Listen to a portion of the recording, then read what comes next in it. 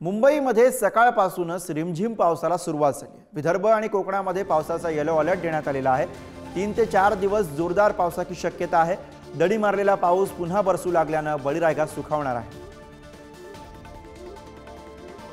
मुंबई व मुंबई उपनगरात आज सकाळपासूनच पावसाचा जोर आहे तो पाहायला मिळतोय। आज सकाळपासूनच पावसाने मुंबईत हजेरी लावलेली आहे। काल रात्री तुरळक प्रमाणात मुंबईमध्ये पर्जन्यमान आहे ते आपल्याला पाहायला मिळालं। तर आज सकाळपासून मुंबईमध्ये आणि मुंबई उपनगरामध्ये पावसाचा जोर हा आपल्याला पाहायला मिळतोय।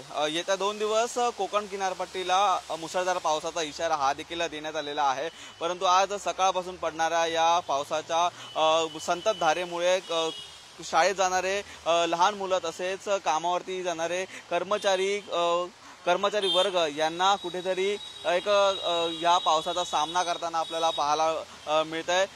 सकाळी शाळेत जाताना अनेक विद्यार्थी आहेत ते रेनकोट आणि छत्र्या घेऊन बाहेर पडल्याचं पाहायला मिळतंय। पावसाने एक आठवड्यापूर्वीच या ठिकाणी मुंबईमध्ये हजेरी लावलेली होती, परंतु पाहायचं झालं तर गेल्या 2 ते 3 दिवसापासून पाऊस आहे तो गायब झाल्याचं आपल्याला पाहायला मिळत होतं। आज सकाळपासून पडत असलेल्या पावसामुळे हवामानामध्ये देखील आपल्याला गारवा पाहायला मिळतोय आणि एकच नागरिकांना दिलासा या पावसामुळे पाहायला मिळत आहे। व्हिडिओ जर्नलिस्ट प्रकाश भोयेसह निखिल चव्हाण, पुढारी न्यूज, मुंबई।